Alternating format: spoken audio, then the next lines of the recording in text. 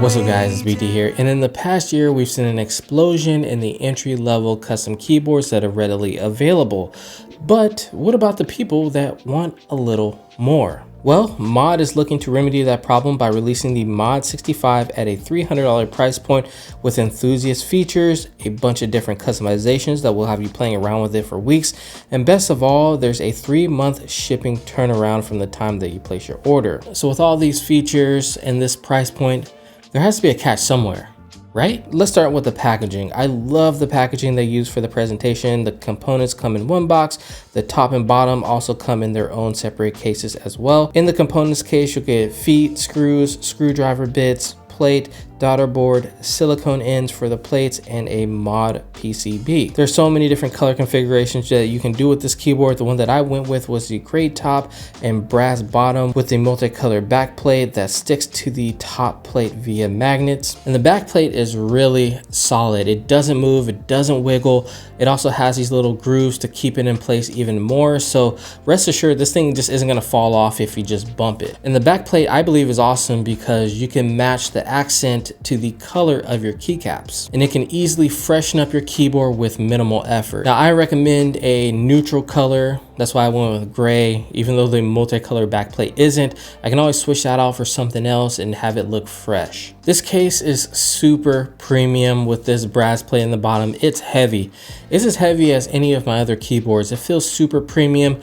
I love the design of the case, super clean edges. I did notice that the case, once fully built, it does tilt a little bit when I press the top left and top bottom, and I think that's just something that can get fixed once the final keyboard comes out, since I am using a prototype. Now there's also a bunch of different plate options. It comes in 6 different plate forms: palm, FR4, carbon fiber, aluminum, copper, and brass. If you like thock, I recommend the palm or the FR4. If you like more of a clack, go with aluminum or brass. It comes in a half plate variety, which is solder only. Comes with the PCB flex cutouts, and boy does this keyboard flex. We'll get into that later. This is my first half plate for me, and since it was palm, it was a little weird because it was giving this kind of ripply wave effect once I was putting in the switches. I had to make sure that each switch was flush with the plate because it's just so flexible, and it's only half a plate. So make sure everything is flush before you solder. You've been warned. So for the different mounts, they have 6 different screws along the plate. Now that allows for the flexing on the edges and in the middle due to the stress cutout. And then for the isolation mount, they have these little silicone tips that you put on the edge and then you screw it in. And then for the stack mount, if you want to put that silicone base into the bottom of the case, they do offer some screws to kind of hold it in place. Don't screw these all the way down or else you're just gonna go past the silicone. I like to leave a little bit of space so that it kind of sits and kind of blocks it from raising up. And then after that, you just screw in the daughter board, and then you just slide that bottom piece into the top piece and then screw the 4 screws along the back side of the keyboard, and then you just put on that back plate and then you're done. The whole build process was super simple once the soldering process was over. The switches I went with were the Signal tactile switches from Mod Designs themselves. These have the classic JWK smooth materials, the bottom nylon, the top polycarbonate, and the palm stem. Has a weight of 63.5. These are factory lubed. These are smooth with a light, quick tactile bump. The pricing also isn't bad at all at $37.50 for a pack of 70.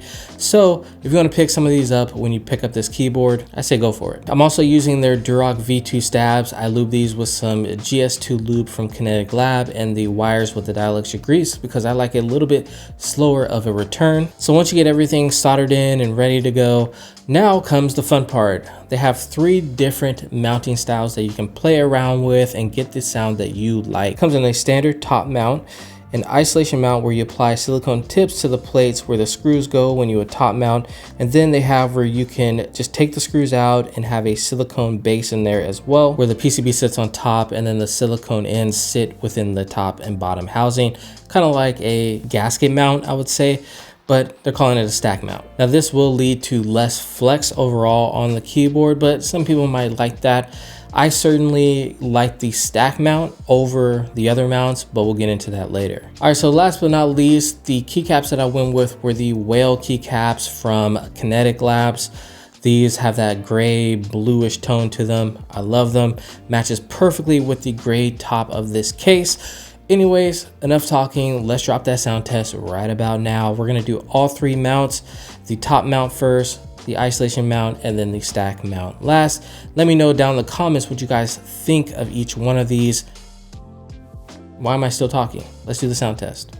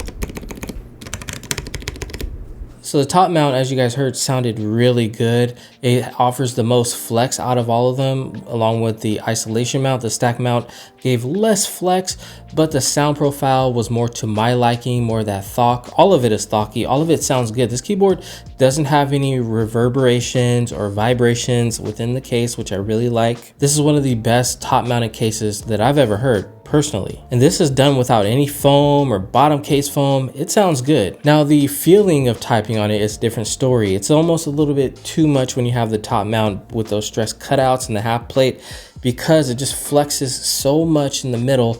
The different sound profile when you go from row to row is so different. The middle sounds different than the top and the bottom, you know, due to the stress cutouts. And also it feels like I'm dribbling a basketball on a trampoline. That's the best way to put it. Like, it's already bouncy with the spring from the switch, and then you got that flex from the PCB from the stress cutouts.